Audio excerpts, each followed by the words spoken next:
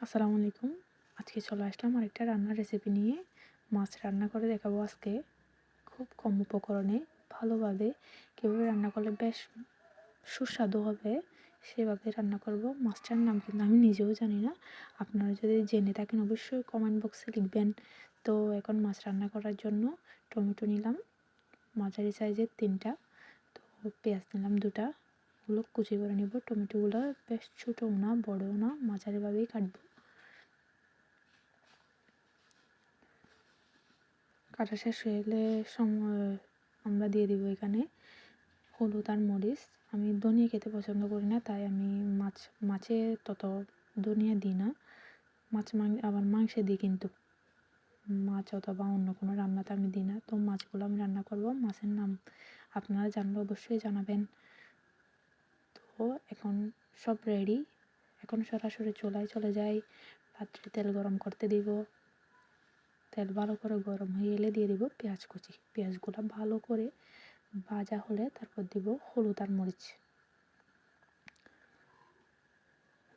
খুব ভালো করে নেড়ে চেড়ে নরম করে নিব, একটু হালকাভাবে ভেজে নিব।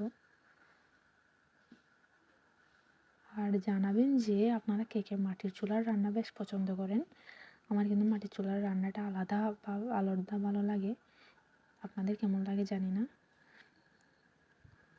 তো এখন হলুদ আর মরিচ দিয়ে ভালোভাবে নেড়ে চেড়ে নিব।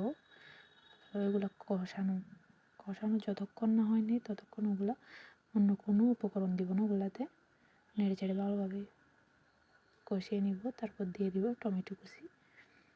টমেটোগুলো দিয়ে একটু নরম হওয়ার জন্য সামান্য পানি দিয়ে একটু কষতে দিব টমেটোগুলো।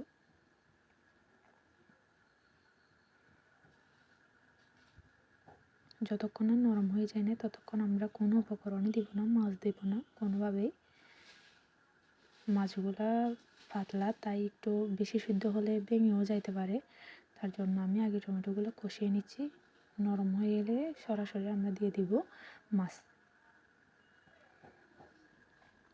তো ভালোভাবে সিদ্ধ হয়ে গেলে যখন তেল বের হয়ে আসবে, টমেটোর গা ছেড়ে দিবে তেলগুলা, তো কষানো মশলা থেকে যখন তেল বের হতে থাকবে তখন আরেকটু ভালোভাবে নেড়ে চেড়ে দিব মাছ।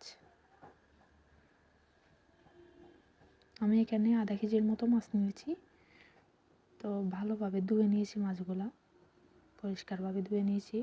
আর মাছগুলা কিন্তু কাটাও অনেক সহজ, খেতেও কিন্তু বেশ মজা। তো এখন মাছগুলা দিয়ে ভালোভাবে নেড়ে চেড়ে পানি দিয়ে দিব। আমি যতটুকু